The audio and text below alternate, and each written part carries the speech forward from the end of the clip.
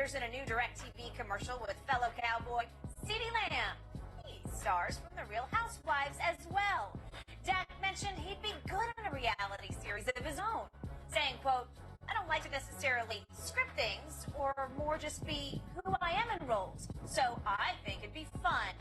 That is an intriguing possibility. Shannon, what's your biggest takeaway from this commercial? Well, first of all, Dak, you're in a reality show, the Dallas Cowboys. That is correct. That's the biggest reality show in sports in America, Skip. I'm not surprised that a quarterback for the Dallas Cowboys, the most valuable, the most popular franchise in all of sports, has national commercials. We saw Tony Romo have a lot of national commercials.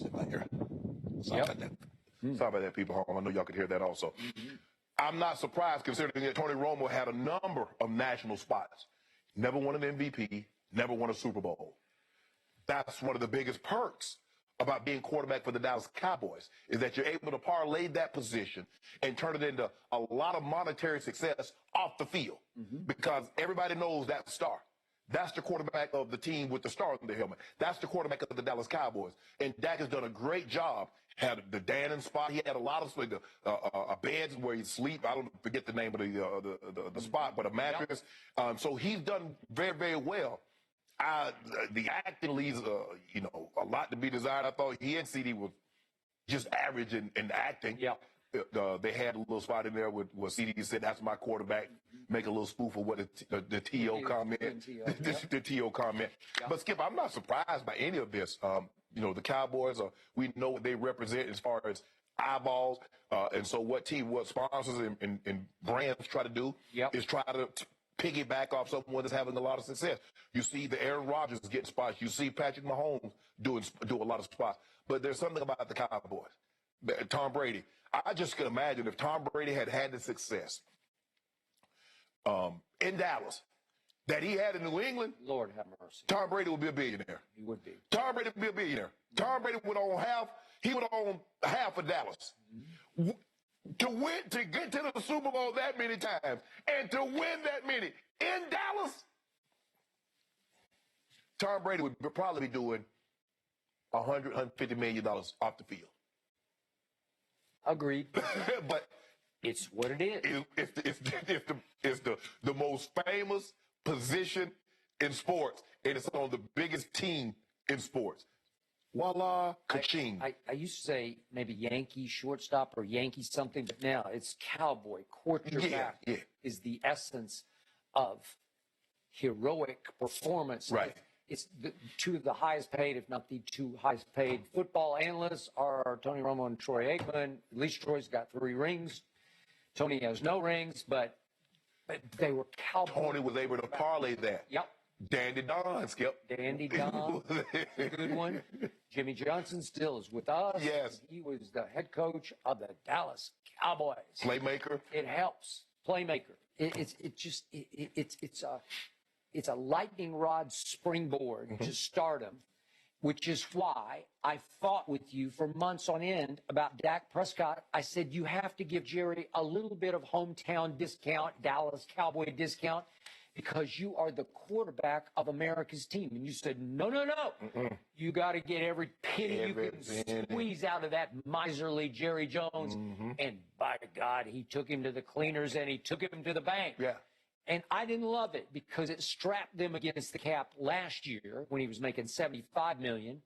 Going forward, I don't think they're great against the cap. Stevens keeps saying we got some keep our powder dry, but they have to keep it dry for Micah Parsons coming up and the young players coming up. Well, they got to keep it up for CeeDee. CeeDee gonna be this year. Michael's gonna be next year. Michael's gonna get a king's ransom. Okay. Now, speaking of CeeDee, this was intriguing to me about this commercial.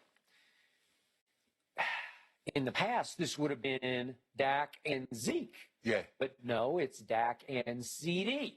Well, I love it. I'm all in for that. That was the best part of the commercial for me, is because I believe this is going to be CeeDee's breakout year. You're skeptical at best about that because you think he drops too many passes. Right. He didn't drop any in this commercial because they could edit that out, right? But the point is, Zeke has been cast by the wayside now. He's no longer a big factor. And whatever he has left, I need from him and what is shaping up as a contract kind of year, because I think he's playing for his NFL life this year, because I'm not sure he's going to be in the National Football League if he doesn't improve some off his plunging yards per game. Right. As you know, they plunged steadily for six straight years. So that was telling to me that it was Dak to CD, not Dak handing to Zeke. Right. Okay. Now, I did cringe for the sake of Dak Prescott, because I think this is also a huge year for him to reprove himself. I'll just say, to me, I think to Cowboy Nation, I think there's a lot of skepticism about him. Right.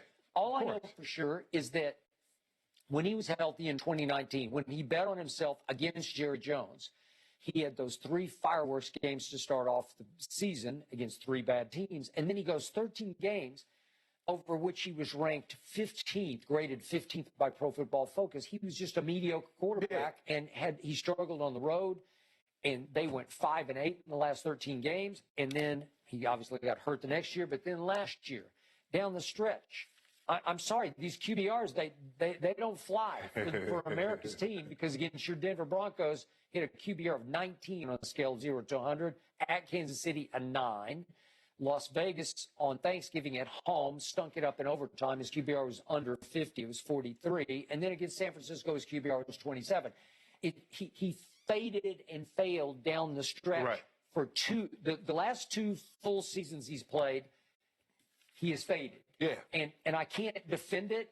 I can't really explain it. I don't get it, but I don't love seeing him in commercials now, because I don't think he's earned it. What has earned it is America's team is right? Yeah. Just the stature of that, but he hasn't earned it on the football field. So I don't want to see him in commercials, because I'd rather see him focused on trying to get back to being Dak Prescott. Yeah, and I think the thing is, Skip, you know, he said he could possibly do a reality show. You do a reality show, and you subject yourself to criticism by playing the quarterback position. So us and other people that do this for a living, we get to critique you. Now, when you open your private life up, now that's a whole different type of critique. Yep. And criticism that's going to come along with that. You don't like criticism when you play bad. Can you see how Dak's talking to his girlfriend? Did you see what Dak did? Did you see Dak didn't wash the dishes? It just, all that comes along. My professional life is plays on television. You can critique. He's terrible. He's not this. He's not that. Okay. But I'm going to keep private. I'm going to keep personal out of the prying eye, because I know everybody just wants to critique. I can't believe he said that. I can't believe he did that. And that's what, you know, these reality shows, that's why a lot of them, they start out being engaged or happily or dating or married. And before it's all done with rap, the relationship is a wrap. Because you look back and like, he said that to me. He talked to me like that. And then you start reading those chats and everybody's saying all this and all that. Nah, I had an opportunity to do one. I'm like, nah, I'm good. Do. With whom did you have an opportunity to do it? They wanted to do a reality show about dating outside of your race. Oh. And I was like, no. I'm too private of a person. I don't like cameras in my home. I don't really let a whole lot of people in my home. So that is not going to happen, because everybody got an opinion on how Shannon should be living his life. It's my life. I'm going to live it. Okay. You live yours. And I said exactly the same thing after Ernestine wrote her book, and we were approached about doing a reality show at home. And I said, not on my watch. Yeah. I mean, nah, I'm just... Plus, I don't think we're very interesting. Oh, I'm very interesting. Yeah, for sure. I think you're just a loner. You just stay at home. Yeah, but the conversations that we have was very interesting. No, I let preface that by saying was, is. But the conversations were, because how do I say? I'm kind of different at home that I am here.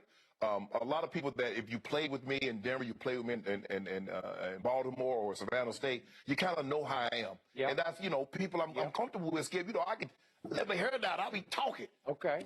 I will too, or we'll be arguing about something. So that would fly. Yeah, I'm sure. I'm not much of an arguer. I'm not much of an arguer. No? You say you. I think the thing is no, because I don't want people to know that I'm a terrible communicator. That's the biggest thing. And there's a reoccurring theme that I keep hearing in my relationship is that Shannon, you're poor at communicating. And I've come to the realization I'm a terrible communicator. Well, you're not on this show, so that's all that matters to me. Right?